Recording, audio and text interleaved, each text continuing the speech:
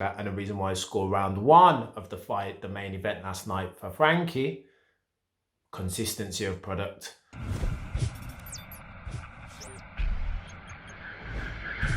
Man like Cam, UFC 240 review. Max Holloway gets it done, 50-45 on 2 judges' scorecards, and 48-47 against the legend that is Frankie the Answer Edgar.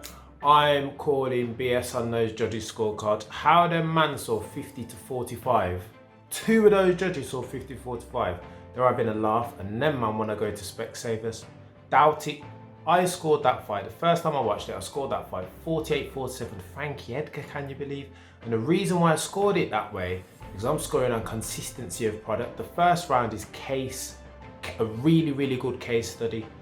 The way that people score is always going to be subjective. I know UFC issue effective aggression, octagon control, all these things, damage, but ultimately it's going to be subjective. When I'm watching the first round, I can see that Frankie the Answer Edgar is landing the most shots, not the hardest shots necessarily, but for me it's consistency of product. So up until 3.5 minutes, 4 minutes, Frankie's pretty much bossing around.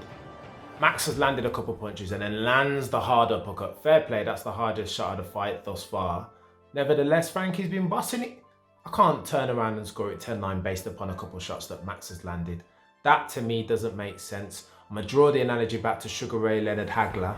When I was younger and didn't understand scoring properly, I'd always score Sugar Ray Leonard on flashier punches in bunches, the combos coming off the ropes. Now when I watch that back with an educated mind, knowing what I know about fights, I will always score that for Hagler. And the reason why I'm scoring it for Hagler, and the reason why I scored round 1 of the fight, the main event last night for Frankie, consistency of product. Can't boss around for 4 minutes, 3.5 minutes, and then somebody just land an uppercut or a couple good punches, and then all of a sudden that usurps the previous 4 minutes of the round. That's not the way I score fights. Call me out if you think I'm wrong. I can't help myself. Nevertheless, Frankie Edgar represents, for all old geezers, 35 plus, I know Frankie's 37, representing. Absolutely brilliant show that he put on. Ultimately doesn't manage to get it done against Max, but nevertheless, his fleet of foot, the movement's sick, he's getting in and out, landing overhands right, causes Max Holloway, one of the best pound for pound fighters in the world, loads of problems. I don't think Max Holloway properly figured out Frankie Edgar, because had he done it, he would have stopped him. This fight didn't look the same as other Max Holloway fights, and I think that's testament to how well Frankie Edgar did against my man. Sick. We talk to the co-main now. Chris Cyborg gets it done against Felicia Spencer. Now there's been a bit of controversy here about Joe Rogan's commentary. On watching it, I don't really think Joe Rogan did anything too wrong. I get that Joe Rogan speaks to what he sees at the time, and he doesn't take a step back. It's not big picture commentary. Again, similar to True Geordie, Joe Rogan's not he's not a trained journalist. He's no Ariel Helwani, so I wouldn't expect that necessarily from him. So when he sees Cyborg take a deep breath, he's a sensationalist, right?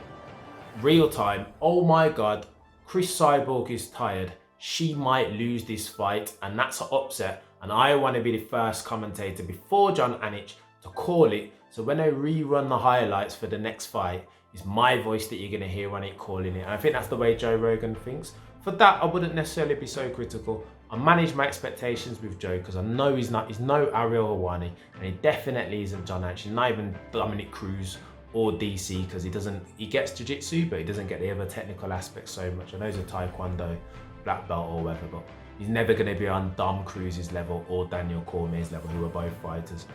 I wasn't necessarily that critical of Joe Rogan's commentary doing the Cyborg bout. I think he called it. I even liked the 2-man booth with John Anich and Joe Rogan by themselves. I kind of liked it. It felt less convoluted, less people talking over each other, more meaningful things to be said when they actually did speak. I quite liked it still. I get the background behind Joe Rogan's comments in the private aeroplane with Dana White about Cyborg saying that she looks like Mike Tyson in a dress. That's bang out of order, and that's not professional, because you two are linked to UFC, the organisation for which Chris Cyborg ultimately fights. So you got to remain a little bit objective. There feels like there's a there's a conflict of interest when you start cursing your fight. But ultimately, you know what? That's the UFC's never been that professional like that. They've always talked any which way about their fighters, and that's half the reason why so many people are drawn to it. Right? They don't mess about. There's no corporate layer. Dana White doesn't have a filter, and by extension, Joe Rogan doesn't have a filter. But nevertheless, that's bang out of order what he said about Cyborg all them years ago.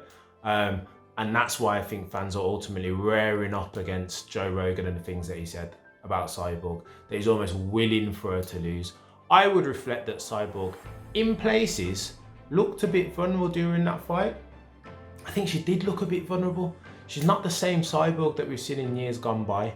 I think I was talking to friends, I think there's a theory on Amanda Nunes. Anyone that Amanda Nunes fights, Raquel Pennington, absolutely brutal. Ronda Rousey retired her. Miesha Tate basically retired her. I know Miesha had one other fight after that with Raquel Pennington, ironically. But I think when Amanda Nunes fights these girls, Holly Holm, it remains to be seen as well. But I think, nevertheless, point being that when Amanda Nunes fights and ultimately takes out a lot of these girls, there is a lasting effect. I don't think a lot of these girls come back to the octagon the same as they were before they fought Amanda Nunes. And I think we see that. Granted, Cyborg's getting old as well, but I think that's at play here with Cyborg too. So I don't know if I know she's talking about fighting Amanda Nunes next. I don't know if you want that smoke, Chris. I don't know if you want that smoke. I don't think you'll ever beat. The chances of you beating Amanda Nunes is slim to none, really. She's a different gravy. As well, when you break down Cyborg's fight, she's not the most technical. I think I noticed it for the first time last night. She's a marauder in the same vein that Wanderlei used to be back in the day. And ultimately, the same thing happened to Wanderlei. When he moved over to UFC, people were able to figure him out because he had one style, and that was to come forward and bang, swinging punches like this. There's a similar thing that Cyborg's doing, right? So ultimately, girls now, the way that women's MMA is developing, girls now who are coming in with a greater skill set and higher level striking are going to be able to figure that out because she's very one-dimensional. Plus, she's getting old, and I think there's questions about her gas tank. All the credit in the world to Felicia Spencer. Unbelievable durability. Cyborg hit her with some shots there, man, that dudes wouldn't even be able to take, and she just kept on marching forward and posing her problems, questioning Cyborg's gas tank. Dana White flagged Felicia Spencer as somebody that will do really well going forward, if not purely because of her tenacity, because she was sick. Them punches that she was taking were incredible. Fair play to her. I want to touch on the Figueiredo Pantoja fight. Unbelievable from these flyweights. Them man come in. I know fans are quick to say, oh, I don't really like flyweights. They don't hit hard enough. They spend too much time running around the octagon, fans will say.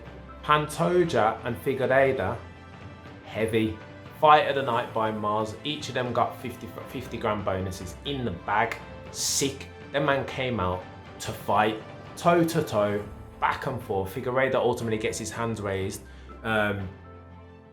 Just rate it. Can't even say too much more about them boys. So looking forward to next week as well. I'm going to do a preview at some point this weekend for Colby Covington versus Robbie Lawler. Robbie Lawler coming off a controversial loss to Ben Askren. And Colby Covington's been wrecking people of late. Controversial character, but I'll put that preview out at some point in the week because I think that's going to be a really, really big fight. Blessed for watching the video. Like, subscribe, comment underneath if you disagree or agree with my views, and we'll see you again in the preview.